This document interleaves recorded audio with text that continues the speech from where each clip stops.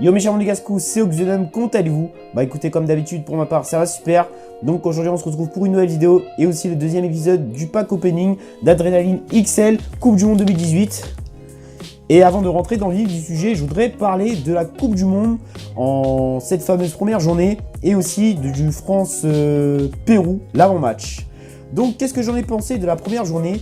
Eh ben franchement, il y a des matchs où je suis ennuyé et d'autres non. Et puis aussi j'avais annoncé sur tous les réseaux comme quoi il y allait avoir beaucoup de surprises dans toutes les Coupes du Monde confondues que j'ai connues. Et bah je crois que ça commence déjà. Alors je vais parler vite fait des surprises. Attendez juste vite fait parce que j'ai pas toutes les surprises en tête. Alors déjà la première surprise c'était l'Iran face au Maroc qui les surprend sur un but à 0. Moi pour ma part je voyais le Maroc battre principalement l'Iran et surprendre une des deux équipes, le Portugal ou l'Espagne. Mais là malheureusement ils sont fait battre un but à 0 par le Portugal, du coup ça fait qu'ils sont éliminés. Et puis bon, je vais pas m'éterniser là-dessus, je vais plutôt m'éterniser en deuxième journée aux prochaines vidéos. Donc je vais continuer le match Portugal-Espagne. Pour moi c'était une grosse surprise. Pourquoi c'était une surprise? Bah tout simplement tout le monde voyait l'Espagne et aussi surtout moi je voyais l'Espagne. Et le Portugal qui fait un 3-3 grâce à CR7 ou autrement dit Cristiano Ronaldo.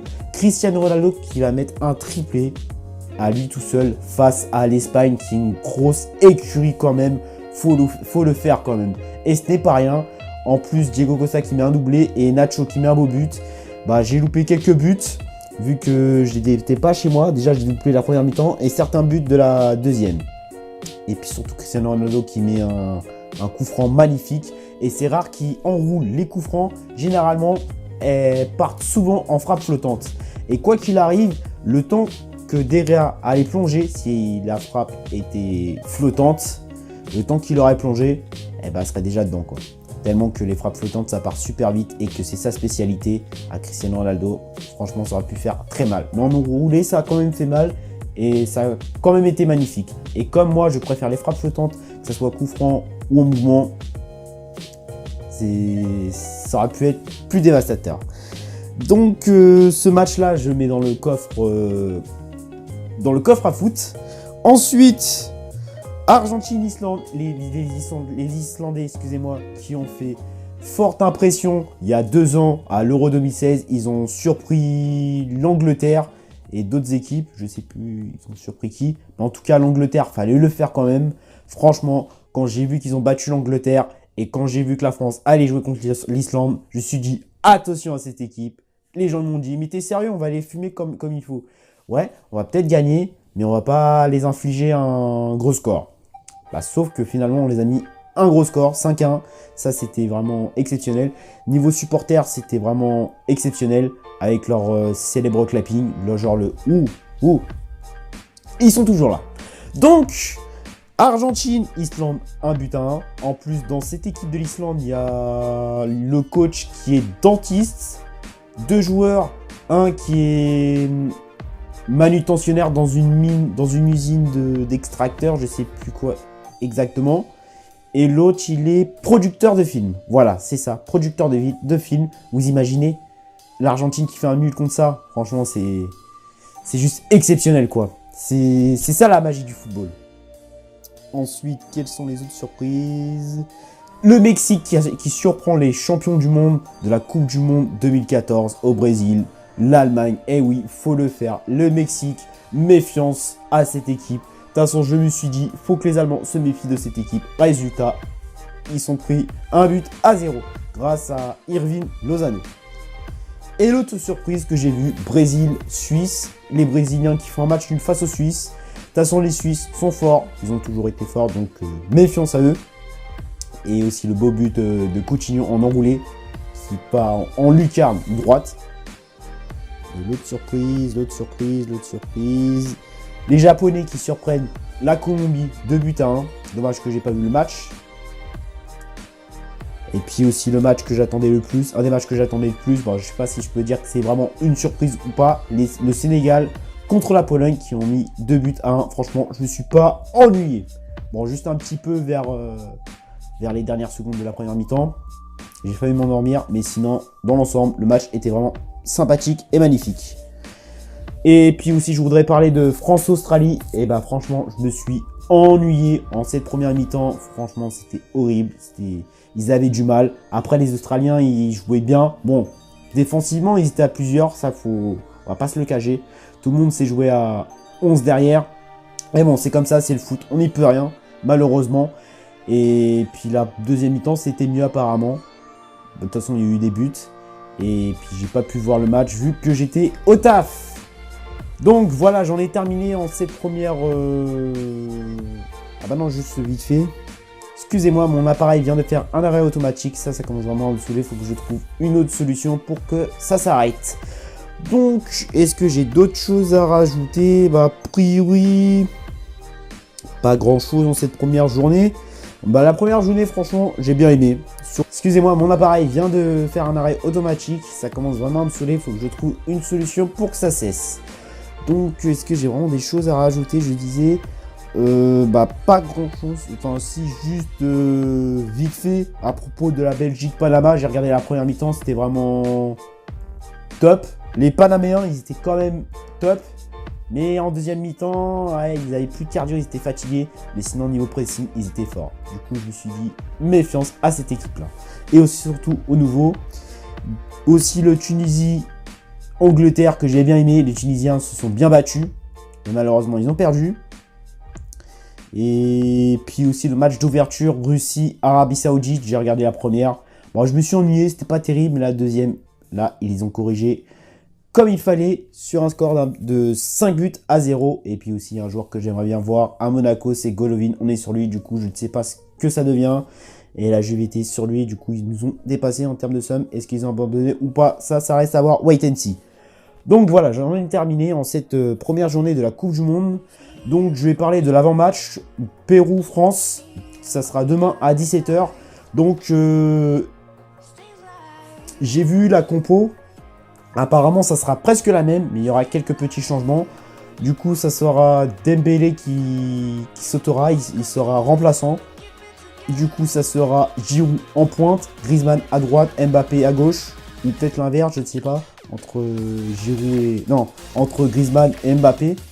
Ensuite, Tolisso qui va jouer sur le banc. Enfin, qui commencera sur le banc. Ça sera Matuidi. Et puis, je crois que... Voilà, ça n'a pas changé. Je crois qu'il y a juste ça comme changement. En tout cas, je ne suis pas contre. Les gens vont me dire, oui, mais t'es sérieux, pourquoi tu veux que Giroud joue? Bah, tout simplement, Giroud, c'est un joueur qui veut se battre. Il se bat tout le temps, il tryhard sur le terrain. Et c'est ça qui est bon. Après, il faut avouer que c'est pas l'attaquant grande classe mondiale. C'est pas le meilleur attaquant français. Mais il se bat, au moins, il répond présent. Donc, quels sont mes pronostics? Bah, franchement, Pérou, c'est une équipe à se méfier. C'est très fort. Dommage qu'il n'y ait pas Claudio Pizarro, l'ancien joueur du Bayern Munich, qui était très très très fort.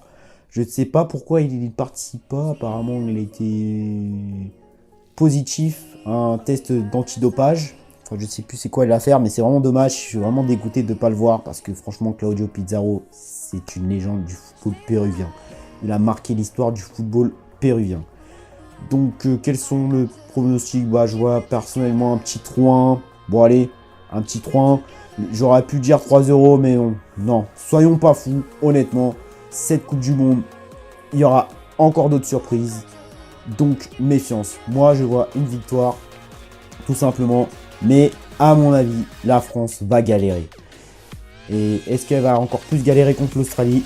Je pense que oui. Donc, voilà.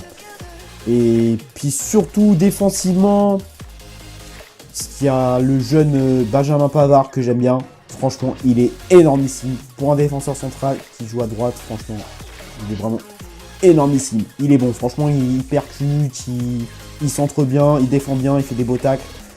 Lors de France-Australie, il était vraiment présent. Et puis il y a aussi le petit Théo Hernandez, si je dis pas de bêtises, je crois que c'est Théo, que je confonds pas. Bon, il y a les frères Hernandez. Excusez-moi, j'ai vite fait. Quand il veut le résultat foot. que là, c'est grave de confondre et c'est pas normal. France-Australie, ouais, il me semble que c'est Lucas Hernandez, voilà, Lucas Hernandez. Donc voilà, lui aussi qui est vraiment sympathique à voir jouer. Donc, bah voilà, j'ai tout dit. Maintenant, passons aux choses sérieuses. Désolé si j'ai beaucoup parlé, c'est avant-match et aussi surtout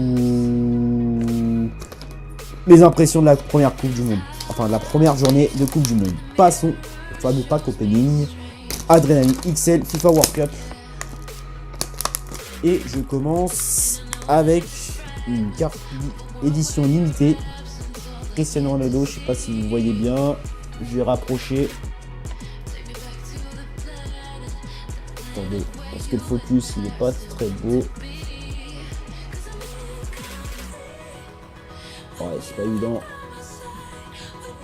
Bon. Au pire des cas, je vais faire comme ça.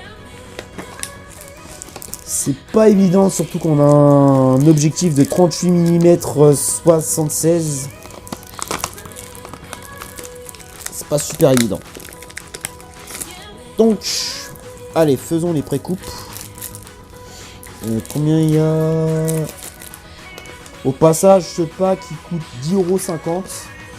Pack de 7 pochettes, soit 42 cartes, plus une carte édition limitée. Donc, faisons la traditionnelle pré-coupe, histoire de faciliter la tâche, sans couper toutes les... je sais pas combien de temps. Après, un pack. Ah, punaise, que je coupe bien.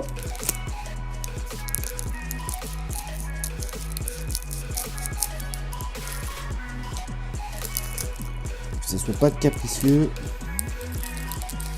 Voilà, je l'ai mal coupé.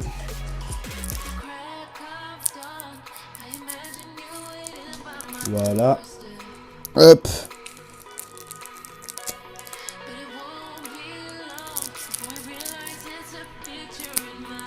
Voilà. Et l'autre.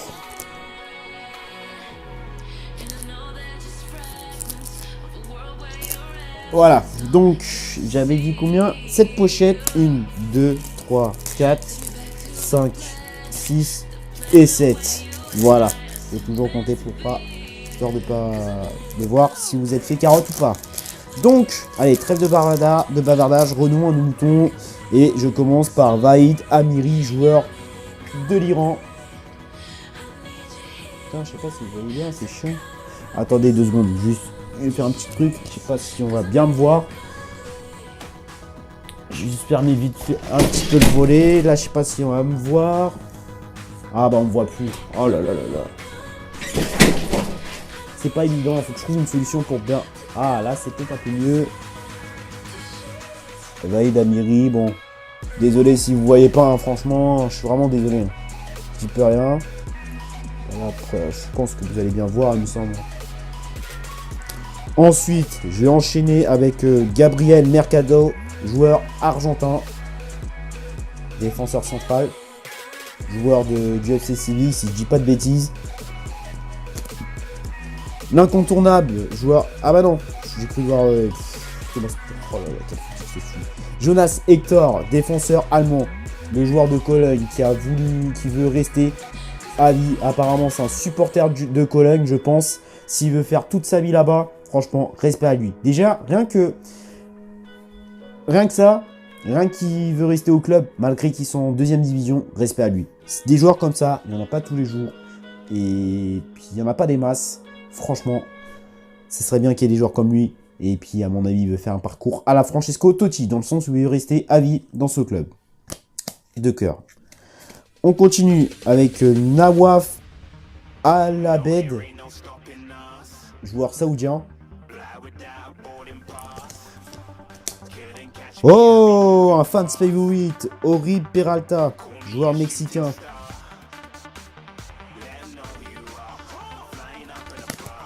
Et pour terminer, joueur français, défenseur incontournable du Real Madrid, qui a été champion de Ligue des Champions 3 fois ou 4 fois d'affilée, je sais plus, enfin bref.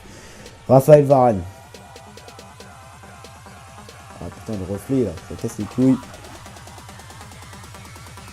Attendez, désolé, hein, si je ralentis, déjà si ça va être long, c'est juste pas possible. C'est pas évident. Attendez, je remonte au cas où. Voilà, normalement vous devriez me voir. Là, on me voit bien. C'est parfait. Allez, on continue. Pack suivant, le deuxième.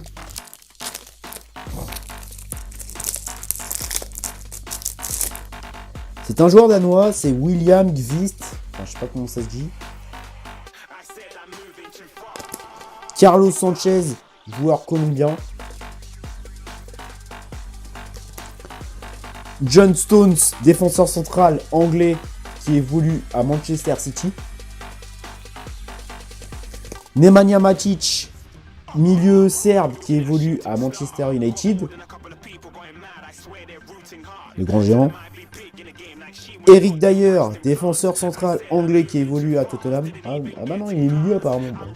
Je l'ai connu en tant que défenseur central. Il peut jouer défenseur central, mais apparemment son poste de prédilection c'est milieu. Milieu def quoi qu'il arrive. Et pour terminer, joueur uruguayen Mathias Vecino. Pack suivant.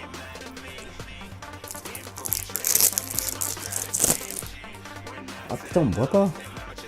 Ah désolé hein, si je... Ah putain.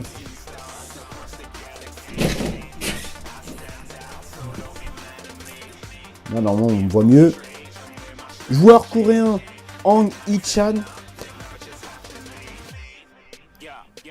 Il me dit quelque chose, c'est pas le joueur de... Sa tête elle me dit quelque chose, c'est pas le joueur de Salzbourg. Si c'est lui, ce joueur là, il est vraiment exceptionnel. Allez, on continue avec Kelechi Iheanacho, joueur nigérian.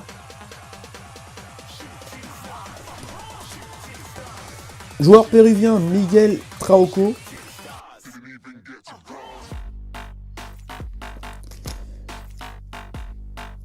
On continue, joueur tunisien Hamdi Naguez.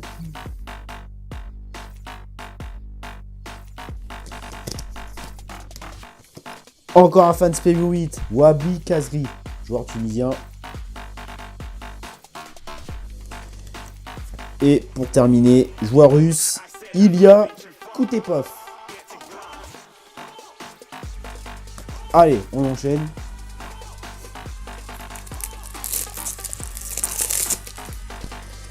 Encore un joueur nigérian. Oh, Kelechi. Excusez-moi, c'est encore fait un arrêt automatique, c'est vraiment horrible, faut que je trouve vraiment une solution. Je disais, j'ai un doublon, c'est un joueur nigérian, Kelechi Iheanacho. Doublon. Et encore un doublon, c'est dingue. C'est dingue, je crois que j'ai vu dans le pack précédent, c'est encore un allemand, c'est Jonas Hector, en doublon, c'est dingue. Joueur portugais, André Silva, attaquant du Milan AC, vraiment exceptionnel. Joueur du Panama, Abdiel Arroyo.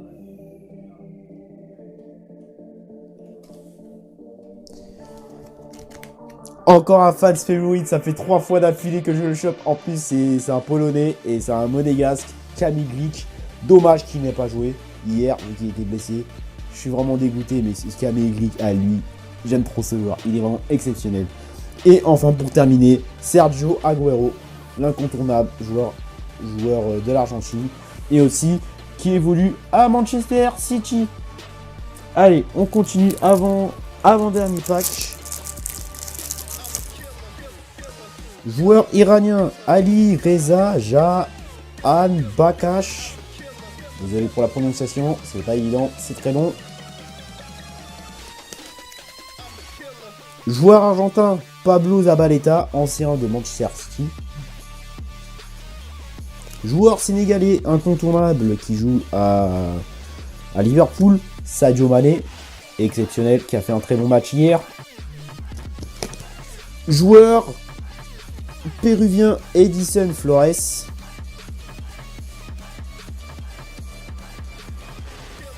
Alors là, je parie que je chope encore un fans favorite parce que déjà rien que les cartes sont à l'envers, ça veut dire que vous chopez du lourd.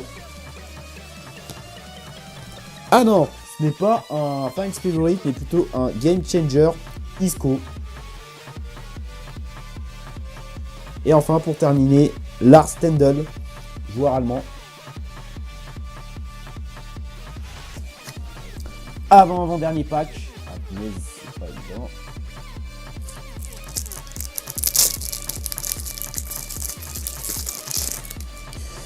Joueur islandais, Johan Gudmundsson, je sais pas comment ça se dit. Joueur marocain, Nordin Amrabat.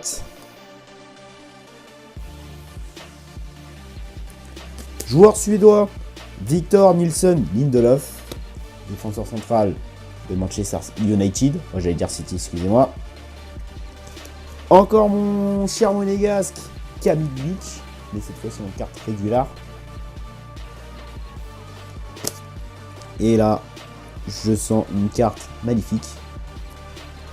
Encore un fan Spam 8, Mohamed El-Neni, joueur égyptien.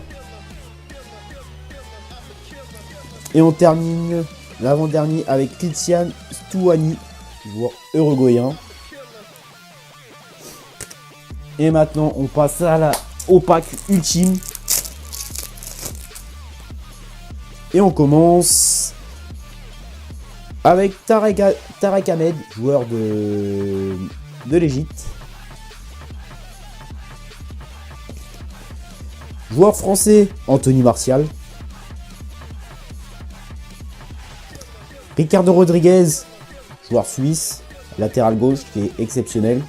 Très bon centreur, très bon tireur de coups francs et puis de tous les coups de pied arrêtés. Maxi Pereira, joueur uruguayen.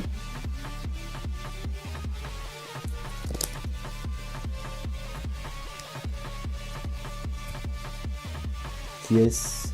Un Rising Star, Hong Chan, joueur coréen et qui joue à Salzbourg, il me semble, si je dis pas de bêtises. Très belle carte. Et aussi, on termine avec l'incontournable gardien russe qui joue au CSKA Moscou, qui est passé depuis son jeune âge. Il doit supporter le club, à mon avis. Il doit aimer ce club. S'il y est, c'est pas pour rien. Il doit faire un parcours, il fait un parcours à la Totti. Est-ce qu'il va passer la fin de sa vie au CSKA Moscou? Moi, je pense que oui. Et il s'agit, et vous l'avez tous deviné, Igor Akinfeyev. Superbe gardien. Il est vraiment exceptionnel.